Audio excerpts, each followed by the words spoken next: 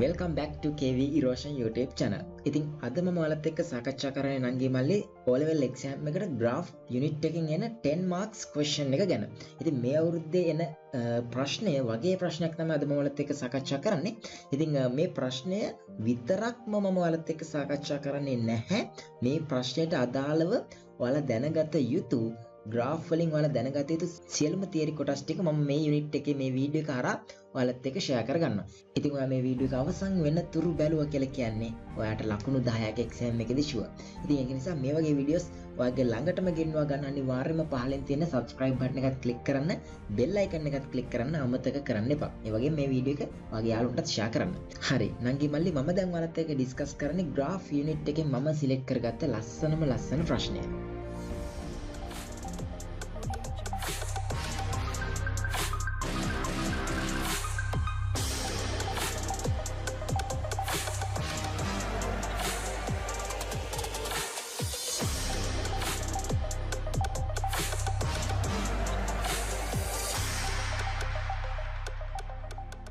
අපි ප්‍රශ්නේ පටන් ගමු. මම මුලින්ම ඔයාලට බේසික් ඉන්ට්‍රොඩක්ෂන් එකක් දෙනවා මේ ප්‍රශ්නේ කොයි වගේද හැදෙන්නේ සහ ඔයාලට මේ වගේ ප්‍රශ්නයක් එක්සෑම් එකේ දෙනවා නම් මොන වගේ පාර්ට් එකක්ද ඔයාලගෙන් අහන්න බලාපොරොත්තු වෙන්නේ කියන එකත් මේත් එක්ක මම කියන්න. මොකද මේක රිවිෂන් ක්ලාස් එකක් විදිහට තමයි අද ක්ලාස් එක යන්නේ. ඒක නිසා රයිට්. එතකොට මේ අපි දන්නවා 2011 අවුරුද්දේ සාමාන්‍ය පෙළ විභාගයට අහලා තිබුණේ මෙන්න මේ වගේ ප්‍රශ්නයක්. ඒ කියන්නේ අපට ප්‍රස්ථාරය ග්‍රාෆ් එක අඳින්න දෙන්නේ නැතුව අපට ග්‍රාෆ් එක ඇඳලා දීලා තියෙනවා. අපට අඳින්න දෙන්නේ නැහැ. පේපර් එකේ ඇඳලා දීලා තියෙනවා ඩිෆෝල්ට්.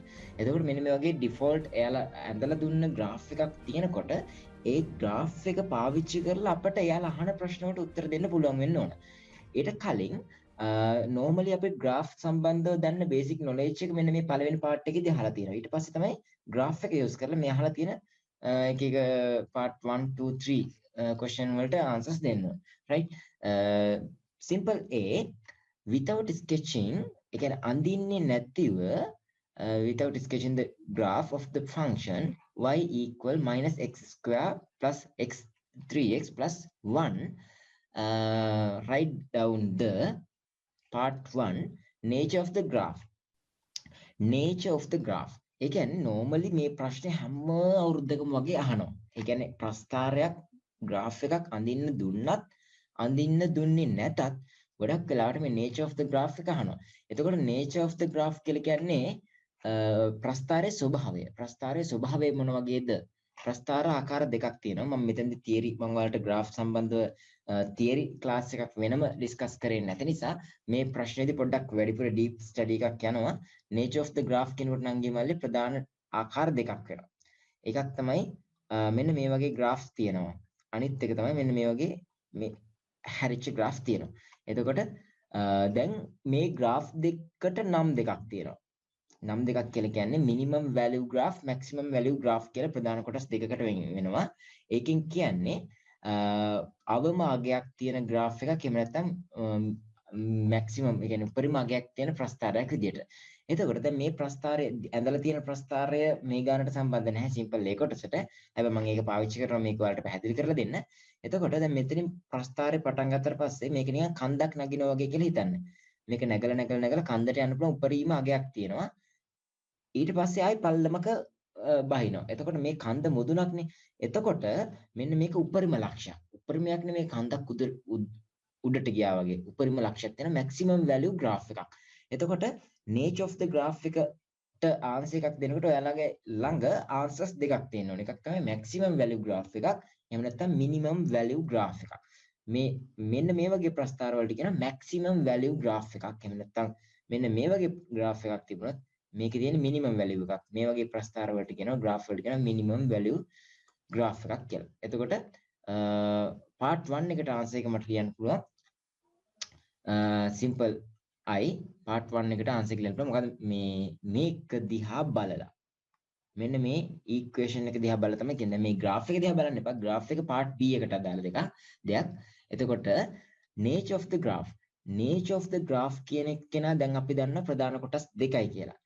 ඒකෙන් මේ coefficient of x square minus sign එකක් තියෙනවනේ. ඒ කියන්නේ මම ඔක සිංහලෙන් කියන්නම් x ස්ක්වයා වලට කලින් තියෙන්නේ මෙන්න මේ sin එක මයිනස් නම් මෙන්න මේ වගේ graph එකකට කියන maximum value graph එකක් කියලා.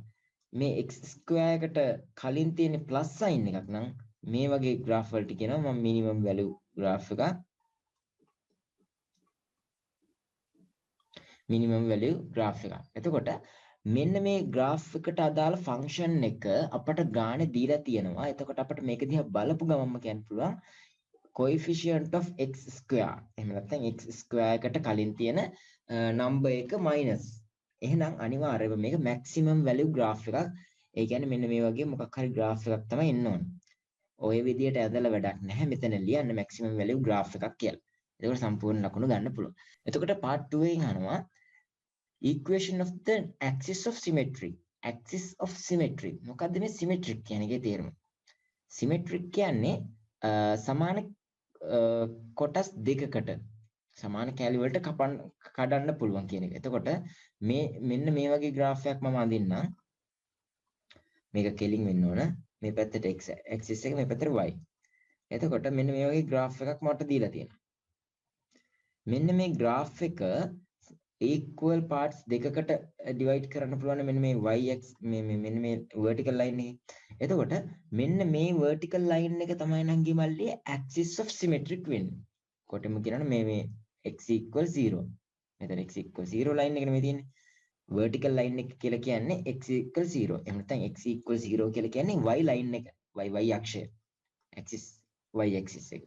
තමයි x equal 0 කියලා කියන්නේ. එතකොට මේ vertical line එකේ මෙන්න මේ graph එක සමාන කොටස් දෙකකට වෙන් වුණා. එහෙනම් මෙන්න මේකට කියනවා මේ vertical line එකට කියනවා axis of symmetric කියලා.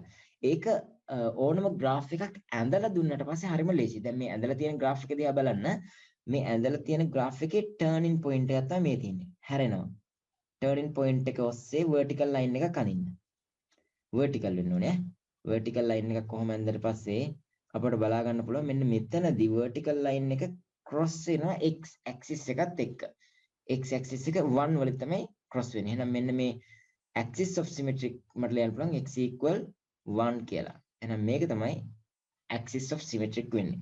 එතකොට අංගී මල්ලේ graph එකක් ඇඳලා දුන්නොත් විතරයි මෙන්න මේ ක්‍රමයට vertical line එකක් turning point එකේදී ඇඳලා ඒක x axis එක intersect වෙන point එකේදී තමයි අපිට value එක එන්නේ x equal කීයද කියලා. x equal 1 මෙතෙන් දිනවා. ඔය විදිහට කියන්න පුළුවන් graph එකක් ඇඳලා දීලා තිබුණා. හැබැයි මේ අවස්ථාවේදී මේ part 1 part simple a කියන එකේ අපට දීලා නැහැ graph එකක්. ඔව් අපට අඳින්න කියලාත් නැහැ. without sketching the graph. එතකොට අපිට graph එක පාවිච්චි කරන්නේ නැතිව axis of symmetric එක හොයන්න වෙනවා. right. දැන් අපි axis of symmetric කියලා කියන්නේ මොකක්ද කියලා දන්නවා. අපි ප්‍රශ්න අහන්නේ equation of the axis of symmetric කියලා තමයි අහන්නේ. එතකොට දැන් මේක දිහා බලලා අපට පුළුවන් වෙන්න ඕනේ axis of symmetric කියන්නේ. equation එක දිහා බලලා තමයි අපි කියන්න ඕනේ. right. try එකක් දෙන්න බලන්න axis of symmetric එක සම්බන්ධව යම්කිසි basic idea එකක් ඔයාලට තියෙනවා නම් grade 10 grade 11 වල ඔයාලට පුළුවන් වෙන්න ඕනේ equation of axis of symmetric කියන්නේ. axis of symmetric x equal කියලා තමයි එන්නේ. මම පුංචි උදව්වක් කරන්න. x equal කියලා මොකක් හරි value එකක් තමයි එන්නේ මෙතනට. ඒක තමයි axis of symmetric කියලා කියන්නේ. ඒ කියන්නේ parts දෙකකට වෙන් වෙනවා. අපි දැනට දන්නේ නම් ගේ මල්ලි nature of graph විතරයි. ඒ කියන්නේ මෙන්න මේ වගේ maximum value graph එකක් එනවා කියලා විතරමයි දන්නේ. එහෙම නැතු අපි දන්නේ නැහැ මොකද්ද මේ nature of the graph කියලා. තවම දන්නේ නැහැ. right. ඔයාලගේ textbook එකේ තියෙනවා නේ textbook එකේ තියෙනවා මේකට අදාළ basic theory එක. ඉතින් මම හිතනවා ඔයාලගේ ළඟ note එකක් තියෙනවා නම් try කරලා බලන්න. මොකද මට මෙතනදී මාර වැදගත් point එකක් ඔයාලත් එක්ක discuss කරන්න තියෙනවා. ඒ කියන්නේ අපිට දීලා තියෙන්නේ equation එකක්. normally අපිට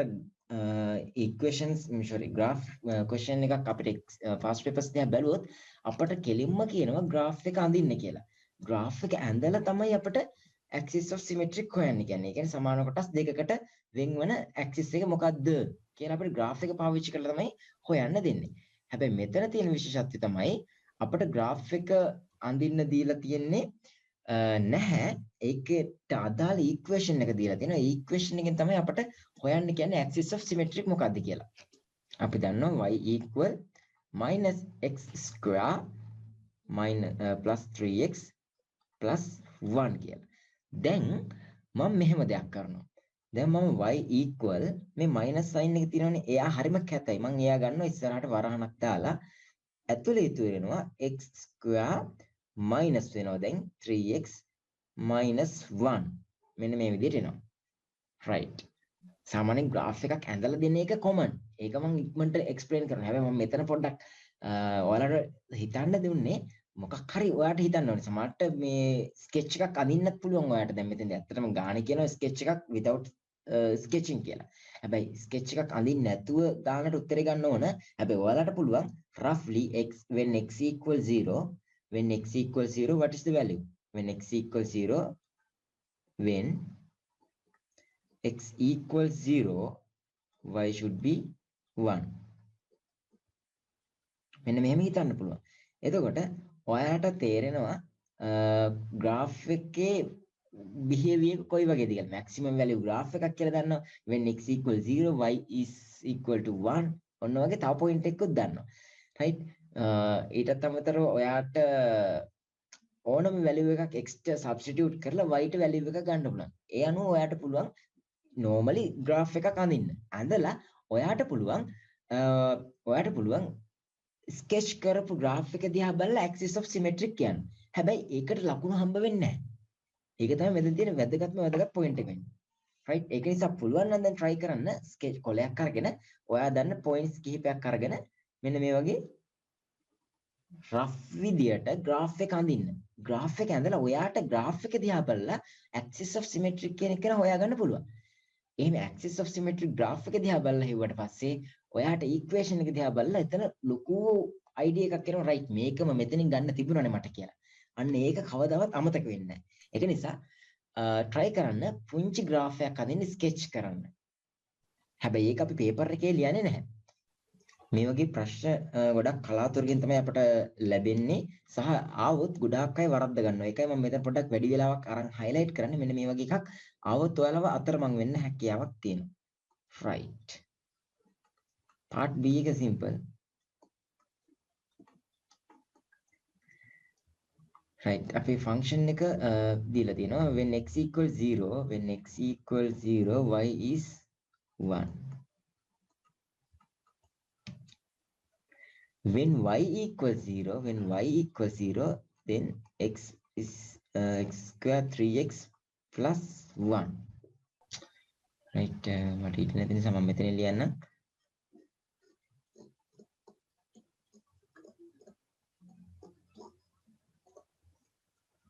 minus x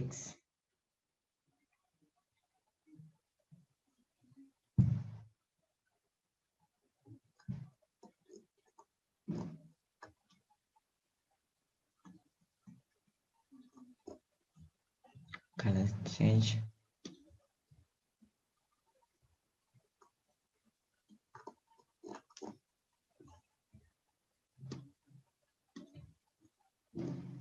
x0 equal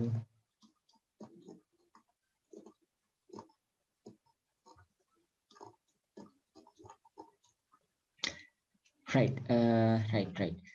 දැන් මම හිතනවා ටයිම් එක ඇති කියලා.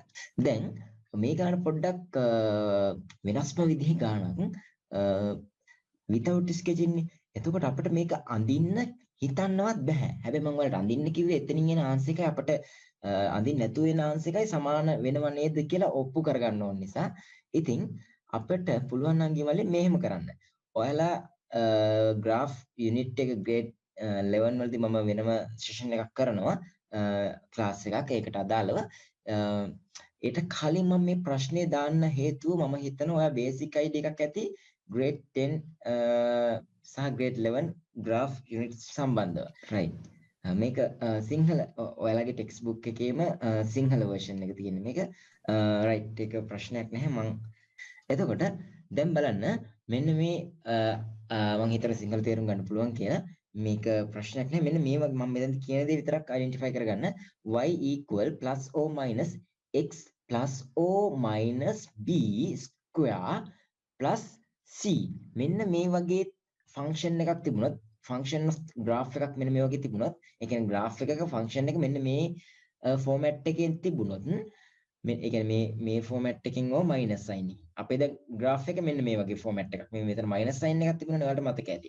එතකොට මෙහෙම එනකොට එක එක ඩීටේල්ස් ගන්න පුළුවන් නම් ගිමාලේ graph එක අඳින්න නැතුව මේ turning point එක maximum value graph එකක්. එහෙම නැත්නම් මේ maximum minimum value එක එනවා මෙන්න මේ C. එහෙම නැත්නම් මෙතන තියෙන constant value එකකින්. ඊට පස්සේ මෙතන coordinates ලියන්න පුළුවන් මේ දෙක bracket ඇතුලේ කමාවක් දාලා වෙන් කරලා ඊට පස්සේ මෙන්න මෙතන තමයි highlighting point එක.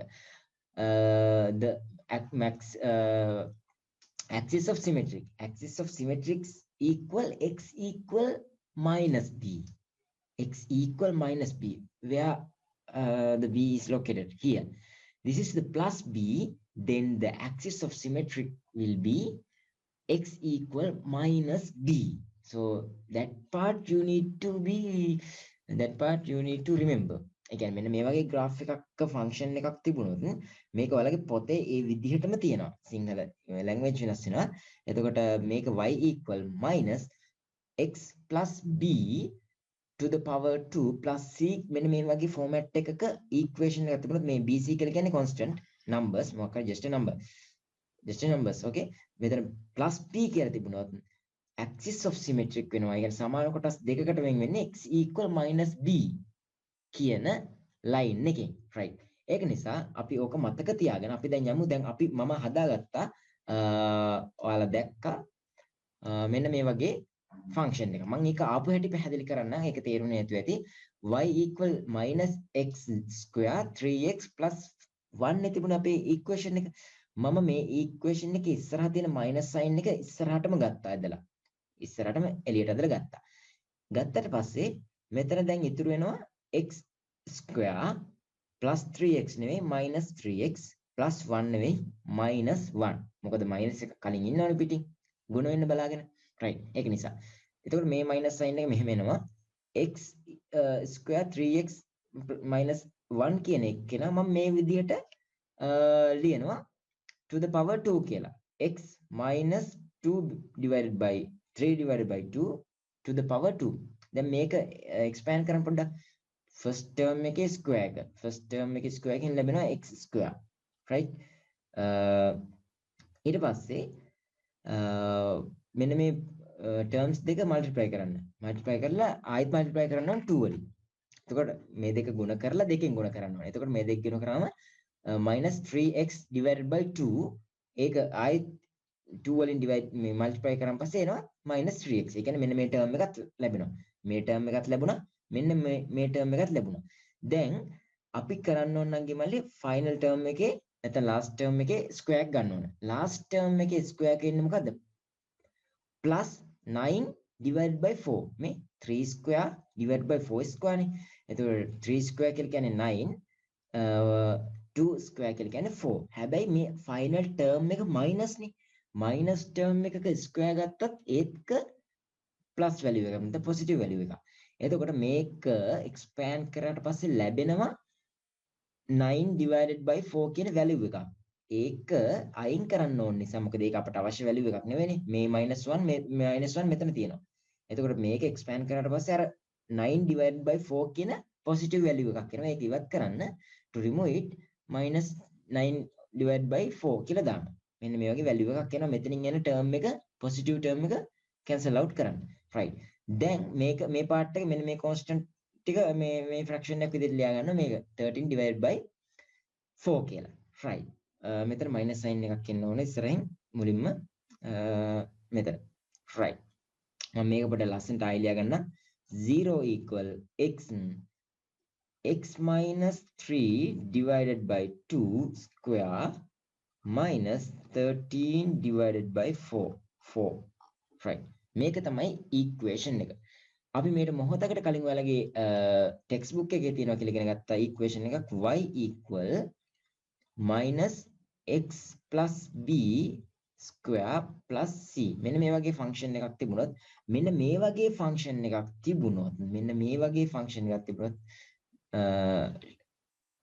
තිබුණොත් axis of symmetry කියනවා x equal minus b කියලා. minus b කියලා එනවා කියලා අපි පොඩ්ඩකට කලින් ඉගෙන ගත්තා. right එතකොට ඒක දිහා බැලුවම පස්සේ අපිට කියන්න පුළුවන් මේ බිඳුනේ මෙතන y වෙන්න ඕන ඔක්කොම මෙතන y අපිට ෆන්ක්ෂන් එකේ දීලා තියෙන y කියලානේ මේ මෙතන y නේ y එතකොට දැන් මේ තියෙන ෆන්ක්ෂන් එකේ හැටියට මේක නම් axis of symmetric එක මේක දිහා බලලා මට කියන්න axis of symmetric එක x equal මොකක් වෙන්න ඕනද කියලා. මේ විදිහෙම ෆෝමැට් එකක් තමයි මෙතන තියෙන්නේ. එතකොට මට කියන්න අපි තාම මේකට අදාළ ප්‍රස්තාරය ඇඳේ නැහැ.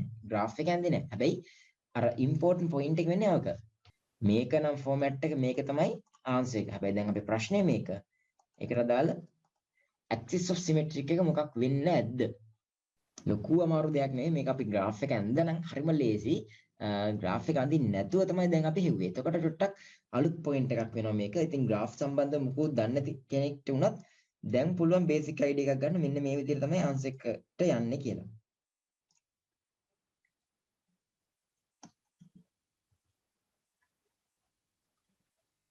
දැන් අපිට කියන්නේ y equal minus x plus b. b කියන්නේ constant value එකක්. මෙතන තියෙන plus b කියලා. ඒකේ square plus c. මෙන්න මේ format එකේ මේක equation එකක් හඳද? graph එකක equation එකක්. මෙන්න මේ graph එකක equation එක පාවිච්චි කරලා අපට පොතේ දීලා තියෙනවා වලගේ මෙන්න මේක තමයි axis of symmetric කියලා. ඒක ලියන්නේ x equal කියලා. x equal minus b වෙනවා. මෙතන තියෙන plus b. මෙතන plus b තිබුණොත් තමයි මෙතන minus b වෙන්නේ. ඔය format එකම නේද? මේ format එකම නේද මෙන්න මෙතනදී මම දැන් ඔප්පු කරගත්තේ. I prove that this is the equation for given question. Y equal minus x minus 3 divided by 2 to the power 2 minus 13 divided by 4. This minus 13 divided by 4 is represented as c here, right? The minus sign is here, then the x sign is here, then here square terms, here square term, all are same, but only difference is this this equation have plus b. According to that plus b, the axis of symmetric should be x equal minus b, plus b minus b, then minus 3 by 2, then the axis of symmetric should be what? It should be plus 3 divided by 2. So this is how we answer the part 2 question. So I think the question is very clear to you all.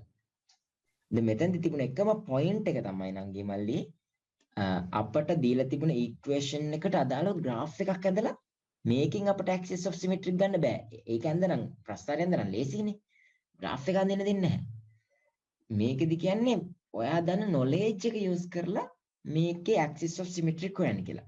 ඉතින් axis of symmetric හොයනකොට equation එක පාවිච්චි කරලා හොයන්න ඔයාලගේ පොතේම table එකක් දීලා තියෙනවා. ඉතින් මේ table එකේ කෙලින්ම කියලා තියෙනවා මෙන්න මේ වගේ graph එකක් exam එකකට දුන්නොත් ඒකේ axis of symmetric වෙන්නේ minus b කියලා. ඉතින් අපි දැන් අපිට දීලා තියෙන ගාන දිහා බැලුවම පස්සේ එතන තියෙන plus b නෙවෙයි minus 3 divided by 2. එතකොට අපිට මේක දිහා බලලා කියන්න පුළුවන් axis of symmetric එක 3 by 2 කියලා. right. මම ඔයාලට ලොකු වෙලාවක් දුන්නේ මෙන්න මෙතනදී ලොකු important point එකක් තියෙනවා. මම graph unit එක වෙනම ඔයත් එක්ක discuss කරේ නැති වුණාට මෙතන ලොකු hidden point එකක් තියෙනවා exam එකේදී අහන්න පුළුවන්. right. nature of the graph කියනකොට අපිට කෙලින්ම කරන්න තියෙන නංගි මල්ලියේ equation එකේ x square වලට කලින් තියෙන sign එක බලන්න. minus නම් maximum value graph එකක්. මෙතන තියෙන positive value එකක් නම් positive 2 අපි හිතමු 2x square 3x square කියලා තිබුණොත් ඒ කියන්නේ negative value graph එකක්. මෙන්න මේ වගේ graph එකක් එන්නේ. එහෙම නැත්නම් minus 3x x square minus 10x square minus 5x square වගේ minus value එකක් තිබුණොත් මේ x square වලට කලින් මෙන්න මේ වගේ graph එකක් තමයි අපට මේ equation එකේ graph එක විදිහට ලැබෙන්නේ. part 2 එකෙන් කිව්වා equation of the axis of symmetry. එතකොට මේක දිහා බලලා අපිට එකපාරම ආන්සර් එකකට යන්න ටිකක් අමාරුයි. මොකද මේ වගේ එකක් අපේ ටෙක්ස්ට් බුක් එකේ දීලා නැහැ. හැබැයි මෙන්න මේ වගේ ෆෝමැට් එකක් ගානේ මේ ඔයාලගේ ටෙක්ස්ට් බුක් එකේ දීලා තියෙනවා. එතකොට ඔයාලගේ ටෙක්ස්ට් බුක් එකේ දීලා තියෙනවා මෙන්න මේ වගේ ෆෝමැට් එකකට ඔයාට graph equation එකක් දුන්නොත් මේකෙන් අපට ගන්න පුළුවන් data ටිකක් තියෙනවා. graph එක අඳින්නෙත් නැතුව. ඒක තමයි very important words එක. මේ point එක. එතකොට මෙන්න මේ equation එක දිහා බලලා අපට පුළුවන් කියන්න x equal minus b කියන රේඛාව එහෙම නැත්නම් ඒ line එක තමයි axis of symmetric වෙලා තියෙන්නේ මෙන්න මේ සාධාරණ normal මේ equation එක. මේක නිකන් theoretical equation එකක්. මේ equation එකට අදාළව axis of symmetric එක මේක. x equal minus b. එතකොට උතන minus b කියන එකේ ඇත්තම තේරුම මොකක් හරි value එකක්. ඒ කියන්නේ මෙන්න මේ විදිහට graph එකක් තියෙනවා නම් x y අපි හිතමු මෙතන තියෙනවා minus නෙවෙයි plus b මෙතන තියෙනවා minus b value එකක්. එතකොට දැන් මෙතනදී කියන්නේ මෙන්න මේ වගේ graph එකක් ඇන්දොත් අපි හිතමු මේක maximum value graph එකක් කියලා. කොහොම යනවා. එතකොට මෙන්න මේ maximum value graph එක සමාන කොටස් දෙකකට වෙන් වෙනවා මෙන්න මෙතනින්.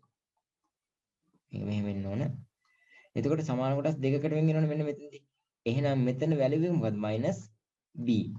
ඒක නිසා තමයි මෙතන x equal minus b කියන line එක ඇඳේ. එහෙනම් මෙන්න මේ line එකට කියන මොකක් කියලාද? x equal minus b line එක. එහෙම නැත්නම් ඒකටම කියනවා axis of symmetry කියලා. axis එක symmetric axis එකක්. මේ graph එක සමාන කොටස් දෙකකට වෙන් කරන line එක. right. එතකොට ඔන්න ඔය විදිහට තමයි අපිට දෙන ලද graph එකක equation එක use කරලා axis of symmetry හොයාගන්න. ඒක හොයනකොට අපිට දීලා තියෙන equation එක ගොඩක් වැදගත් වෙනවා. අපිට දීලා තියෙන එක equation එකයිනේ. එතකොට මේ equation එකේ තියෙන්නේ y equal minus 3x square 3x plus 1.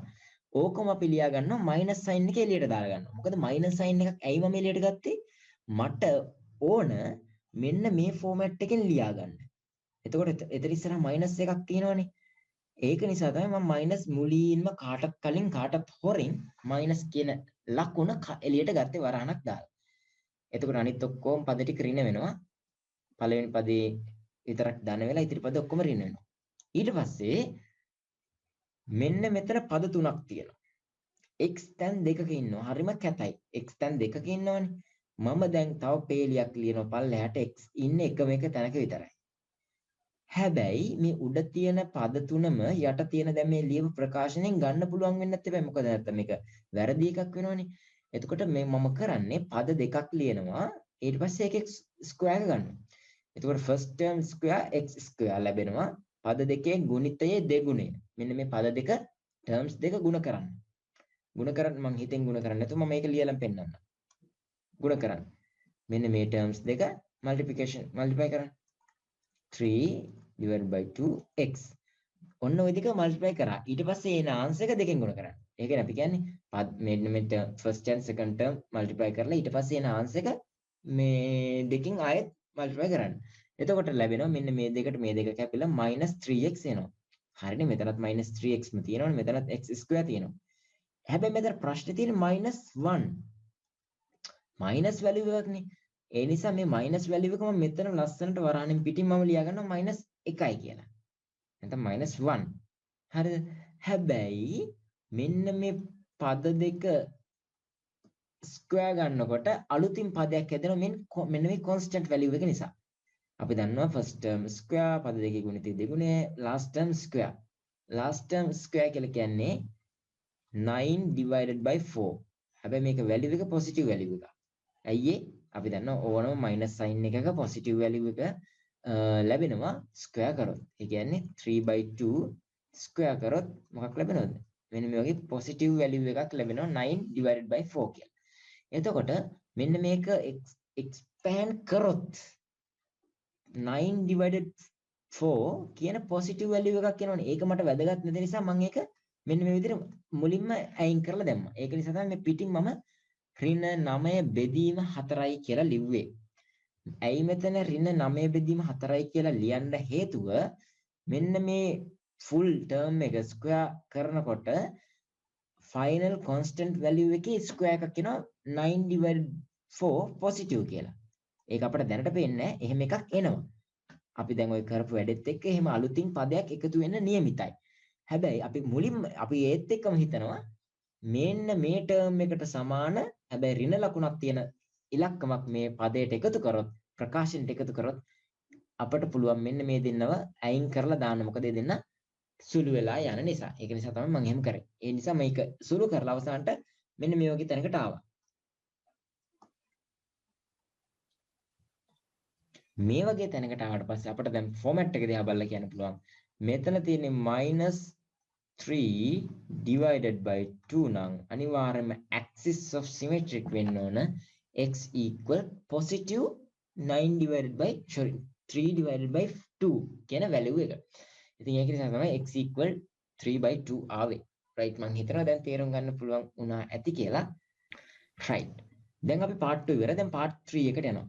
maximum or minimum value. දැන් මේකට තියෙන maximum value එකක් කියලා කිව්වනේ. එහෙනම් මේ minimum value කියන වචනේ කැපුවත් ප්‍රශ්නයක් නැහැ. අපෙන් අහන්නේ maximum value එක. maximum value එක අහනකොට මම ඔයාලගේ text book එකට ගියොත් ආයෙත් මෙන්න මේකනේ අපේ graph එක. graph එකේ function එක මේක. මේක තමයි function එක.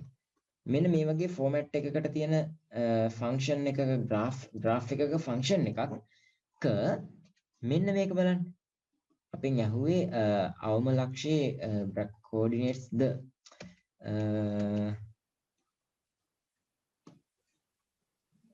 maximum minimum value coordinates දෙකම අහනවා. right. දැන් මම මෙතන බැලුවන් පස්සේ බලන්න මෙන්න මේ format එකට අපි ලියාගත්තොත් equation එකක් මෙන්න මේ c ඒ කියන්නේ තනි වෙලා ඉන්න පදයෙන් එනවා maximum value එක හෝ minimum value එක. හොඳට මතක තියාගන්න. තනි වෙලා ඉන්න නියතාගයෙන් එනවා උපරිම හෝ අවම අගය. ඊට පස්සේ මෙන්න මෙතනින් බලන්න. උපරිම හෝ අවම ලක්ෂයේ coordinates ගන්න පුළුවන්. අපි දැන් කිව්වා -b තමයි මේ graph එක සමමිතික කරන්නේ. එහෙම නැත්නම් axis of symmetric වෙන්නේ -b වලදී. අන්න ඔය -b මෙතනට එනවා. මෙන්න මේ c මෙතනට එනවා. ඔය දෙන්න කමාවක් දාලා වෙන් කරලා ලිව්වොත් ඕකට අපි කියනවා turning point එකේ ඒ කියන්නේ මෙන්න මේ වගේ point එකක දී coordinates graph එකේ coordinates x axis එකයි y axis එකයි coordinates මොකක්ද කියලා තමයි මෙන්න මේකෙන් එන්නේ. right. දැන් ඕක අපි මතක තියාගමු. මෙතනදී ආයෙත් මම කියන්නම් තනි වෙලා ඉන්න නියත පදය constant පදය තමයි උපරිම value එකක් වෙන පදේ වෙන්නේ. ඊළඟට අපිට ලියන්න පුළුවන් axis of symmetric, c කියන්නේ මොකද්ද? මේ තනි වෙලා ඉන්න පදේ. එහෙම නැත්නම් උපරිම හෝ අවමගය මගින් ලැබෙනවා ප්‍රස්ථාරයේ turning point එකේ coordinates. right. ඔන්න ඔය කියන points දෙක මාර වැදගත් වෙනවා. ඉතින් ඒක ඔළුවේ තියාගෙන අපි යමු දැන් අපේ ප්‍රශ්නයට. ඉතින් අපේ ප්‍රශ්නෙන් අහලා තිබුණ දේවල් මම මෙතනදී highlight කරනවා. මට අනවශ්‍ය දේවල් ටික මම ඔක්කොම remove කරගන්නවා. Then the screen is more clear to you all to understand the point which I am going to explain to you. Right.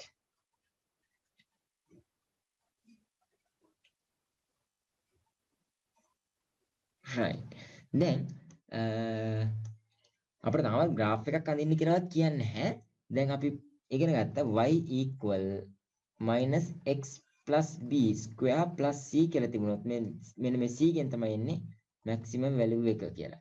එහෙනම් අපිට කියන්න පුළුවන් maximum value එක මෙන්න මේ අපේ graph එකට අදාළව අපි දැන් හෙව්වා. මෙන්න මේ වගේ දේවල් අහන්න පුළුවන්. ඒක මෙතන ගොඩක් හිතන්න නෑ. හරි simple. හැබැයි චුට්ටක් මේ idea එක තියෙනවා මේ විදිහට තමයි හදන්නේ කියලා. minus value එක ගන්නවා එළියට. right. ඊට පස්සේ y equal minus ඔය විදිහටම තියාගෙන මම ලියනවා x minus 3/2 ගේ square කියලා. right. දැන් minus එකක් පිටින්ම තමයි තියෙන්නේ. දැන් y equal minus පිටින්ම තියාගෙන මම අර කලින් ටර්ම් එක ඉවර කරේ නැහැ. මෙතන දැන් මට මේ විදිහට ලියන්න පුළුවන්කම තිබුණාට මෙතනින් එන ඒවා මෙතන තියෙන්නත් ඕන. right x² මෙතන තියෙනවා right හරි 3 minus 3x මෙතන තියෙනවා right හරි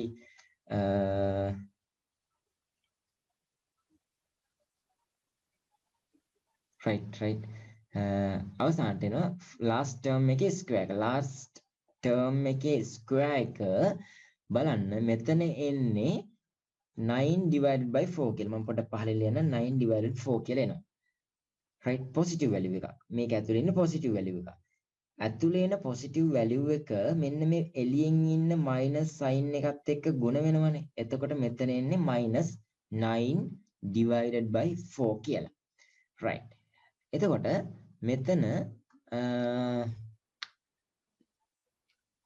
minus 1 කියලා කෙනෙක් ඉන්නවා. මේ minus 1 කියන එක්කෙනා මෙතන පිටින් ඉන්න minus sign එකත් එක්ක ගුණ කරාට පස්සේ minus minus plus 1 බවට convert වෙනවා. මොකද මේ term එක තනි term එකක්.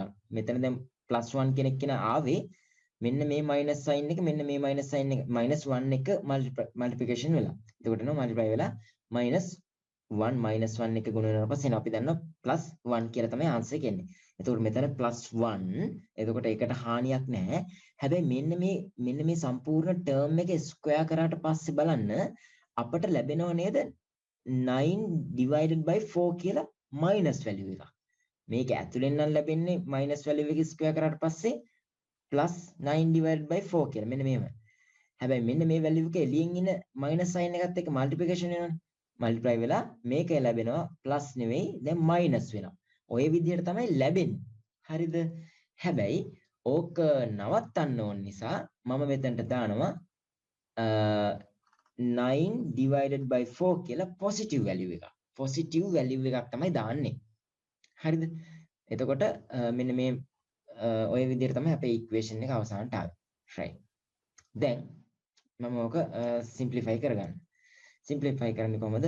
y equal minus x minus 3 divided by 2 square මම මේ පැත්තෙන් ලියනවා කලර් එක change කරලා මේ මෙතන මෙන්න මේ term එක සුළු කරගන්න. එතකොට එනවා 13 divided by 4 කියලා. right. මේ විදිහට තමයි අපේ equation එක අපි change කරගත්තේ. අපේ ප්‍රශ්නෙට අදාළව.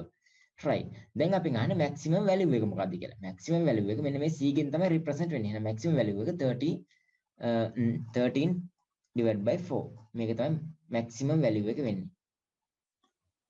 right. මොකද මෙන්න මේ වගේ graph එකක් තිබුණොත් graph එකක equation එකක් තිබුණොත් මෙන්න මේ c ගෙන් තමයි නිරූපණය කරන්නේ මොකද්ද? maximum value එක. හැබැයි දැන් අපිට ඔය වගේ c එකක් නැහැ. අපි ළඟ ඉන්නේ මෙන්න මේ වගේ 13 divided by 4 කියන number එකක්. එහෙනම් ඕක තමයි maximum value එක වෙන්නේ. right. ඇත්තට මේක ටිකක් හිතන්න තියෙන ගාණක්. ගොඩක් වෙලාවට මේ වගේ ගණන් අවුරුදු 15කට සැරයක් විතර තමයි එන්නේ. ඉතින් මේ අවුරුද්දේ මේ වගේ ප්‍රශ්නයක් එයි කියලා හිතන්න ටිකක් අමාරුයි. හැබැයි මම මේක කියන්නේ ඔයාලගේ පොඩ්ඩක් ඔයාලගේ මොලේ පොඩ්ඩක් මෙහෙම දේවල් තියෙනවා කියලා පෙන්වන්න. එතකොට අමාරු නෑ කියලා පේනවනේ. අමාරු නෑ කියන්නේ මම දැන් පැහැදිලි කරලා පස්සේ ඕනම අමාරු ගණක් හදන්න පුළුවන්.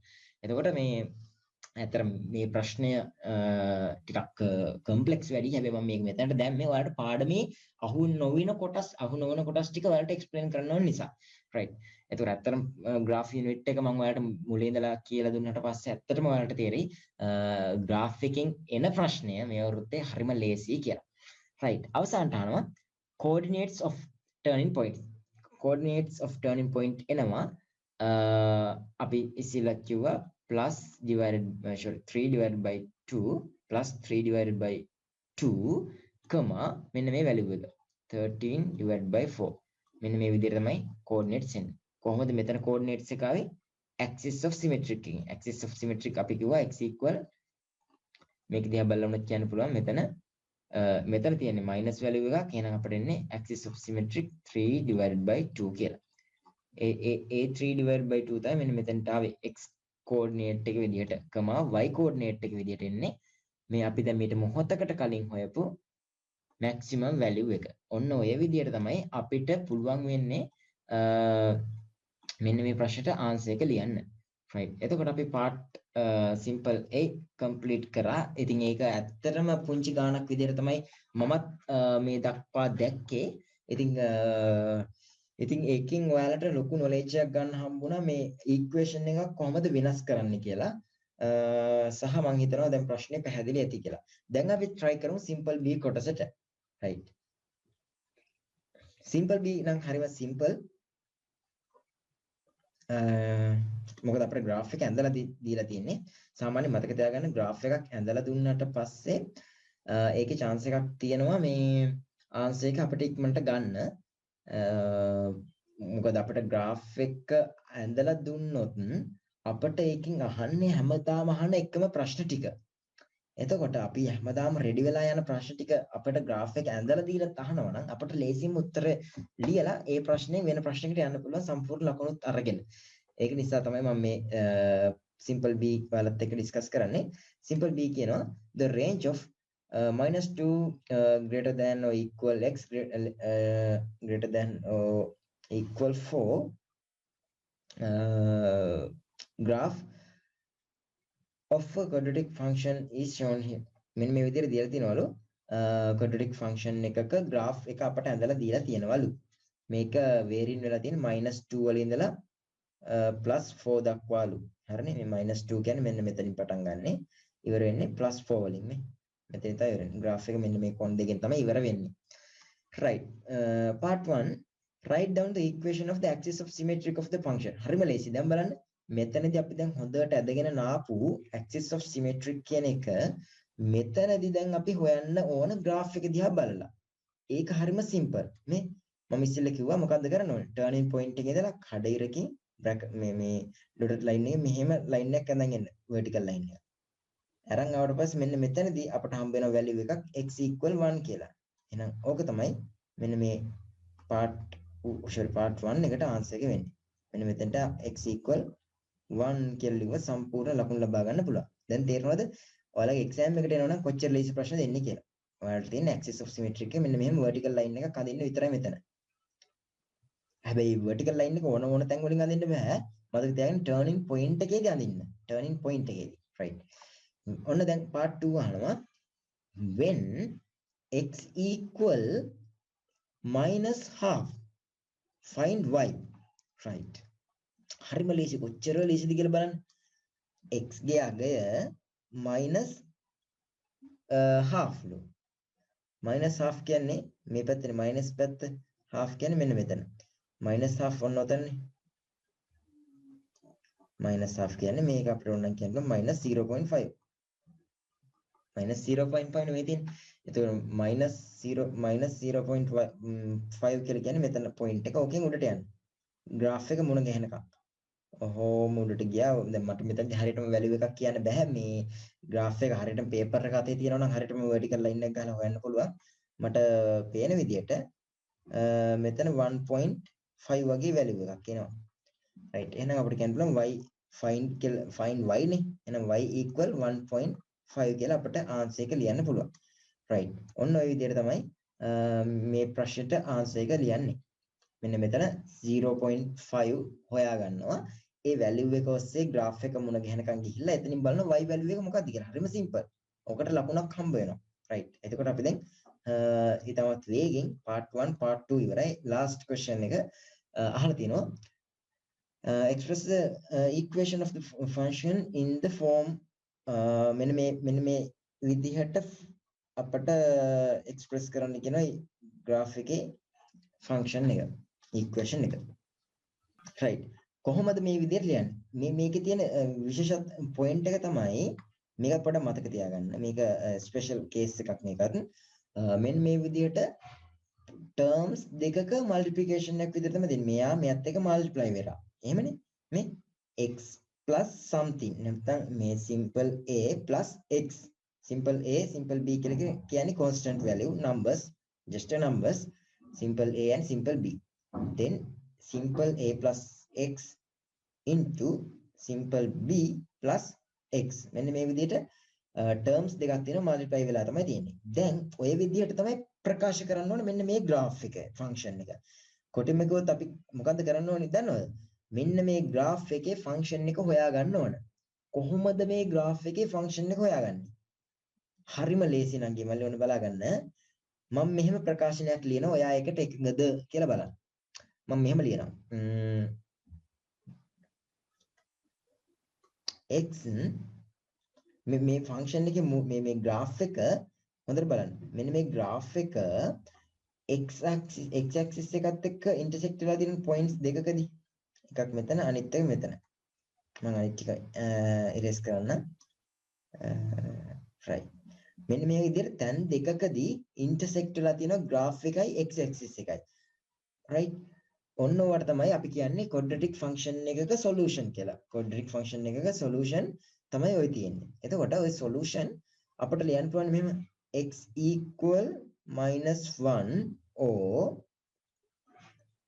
x equal 3 කියලා. හරිනේ? මෙන්න මෙතන value එක මම ලිව්වා x equal -1. මොකද solution එක මෙන්න මේ function එකේ solutions තමයි අපිට ලැබෙන්නේ මෙතනින්. solutions දෙකක් තියෙනවා. right? එහෙම නැත්නම් අපි කියන root of the function කියලා. root කියලා කියන්නේ root කියන්නේ සිංහලෙන් නම් මූල කියලා කියන. එහෙම නැත්නම් root of the function. එතකොට මේ අපිට root එක හොයන්න කියනකොට අපි කරන්නේ මේ මෙතනදී මෙන්න මේ values දෙක හොයන එකනේ. දැන් අපි root එකක් අහන්නේ නැහැ. දැන් අපි අහන්නේ මේ function එක අහන්නේ. එතකොට අපි දන්නවා root එක අපිට මෙන්න මේ විදිහට ලියන්න පුළුවන් x equal -1 එහෙම නැත්නම් x equal 3 කියලා. ඔන්න බලාගන්න දැන් තමයි ඔන්න point එක. දැන් මේ minus මේක අලුත් දෙයක් වෙන්නේ නැති වලට සහ අපි මේ උසස් පෙළ කරන්න හිතන් ඉන්නවනම් මේ උසස් පෙළදී සෑහෙන්න මේ ක්‍රමේ පාවිච්චි වෙනවා. මේ -1 කියන එක නා equal sign එක මේ පැත්තට අරගෙන යනවා මෙහෙම. එතකොට ඒක +1 වෙනවා. දැන් equal sign එක මේ පැත්තේ කවුද ඉතුරු වෙන්නේ? 0. ඕ මෙන්න මෙයත් ඔය විදිහට මේ පැත්තට අරන් යනවා. x -3 equal 0. හරිද? හරිම සිම්පල් නේද? කියන්නේ මේක මේ පැත්තට අරන් ආවා. මේ තුනත් අනිත් පැත්තට අරන් ආවා. එතකොට ප්ලස් sign එක මයිනස් වුණා. right. දැන් මේක දිහා හොඳට බලන්න. එක x කියන එක්කෙනාට එකක් එකතු වුණාට පස්සේ මේ ලැබෙන පදය සමානයිලු බිඳුවට. මෙතනින් කියනවා x ඍණ 3 සමානයි බිඳුව කියලා. එතකොට පද දෙකක් බිඳුවට සමාන වෙලානේ. ඔය වගේ වෙලාවට අපිට පුළුවන් නම් ගිමල්ලි මෙහෙම කරන්න. හොඳට මතක තියාගන්න මෙහෙම කරන්න පුළුවන් කියලා දැනගන්නද x ධන දෙක මෙන්න මේ පදයට x ඍණ 3 කියන මෙන්න මේ පද දෙක වෙන වෙනම ගුණ කරාට පස්සේ ලැබෙන උත්තරේ අනිවාර්යයෙන්ම මොකක් වෙන්න ඕනද එහෙනම්? අනිවාර්යයෙන්ම බිඳුවක් වෙන්න ඕන. ඇයි බලන්න ගුණ වෙලා තියෙන්නේ. අපි මෙතනදී පළවෙනි පියවරේදී කියනවා එක්කෝ x කියන එක්කෙනා ඍණ 1යි හෝ කියලා කියන්නේ හා නෙවෙයි හෝ. එක්කෝ හෝ මම මෙතන සිංහලෙන් ලිව්වේ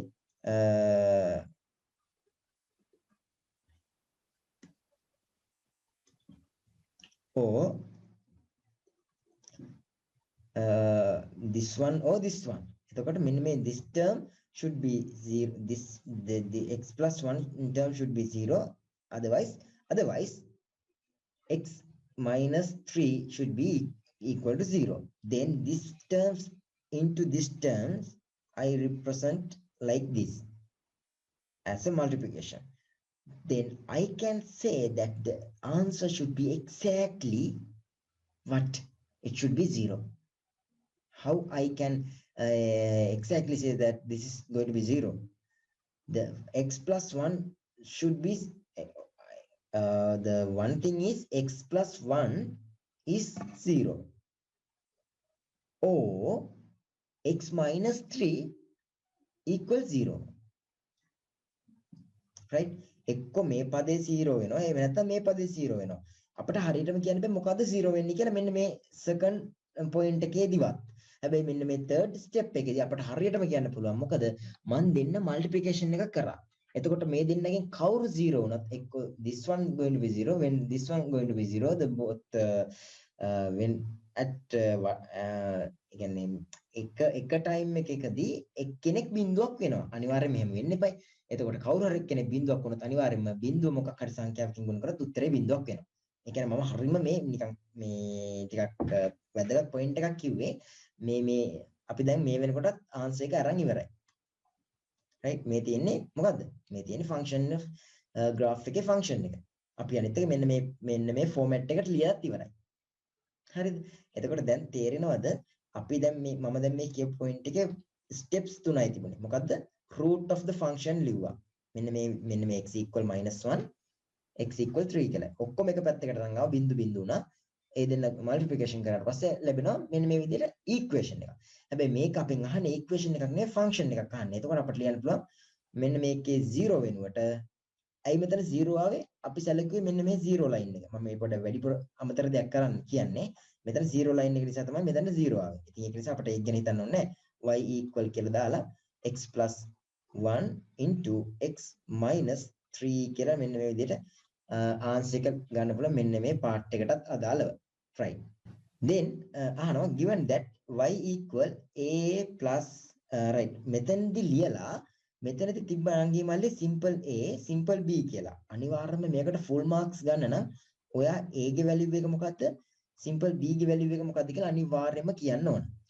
හරිද? මේක දිහා බලලා මට කියන්න simple a ගේ value එක මොකද්ද? b ගේ value එක මොකද්ද කියලා. a ගේ value එක 1යි නම් b ගේ value එක -3. මේක දිහා බලලා කියන්න පුළුවන් මේ. මෙතන තියෙන්නේ ධන 1යි මෙතන තියෙන්නේ ඍණ 3යි. +1 -3. ඔය විදිහට අපිට පුළුවන් AB හොයාගන්න. right. then අහනවා given that y equal a plus x into b plus x plus k කියලා දීලා තියෙනවා. ඔය විදිහට ෆන්ක්ෂන් එකක් දීලා තියෙනවා. ෆන්ක්ෂන් එකක් තමයි දීලා තියෙන්නේ. right. අපි අහනවා if x equal -1 ඔන්න දැන් අපි simple a දන්නවා. simple b දන්නවා. ගානේ දීලා තියෙනවා x වල වගේක්. x දන්නවා. x දන්නවා. everything we know. We don't know x. We don't know k.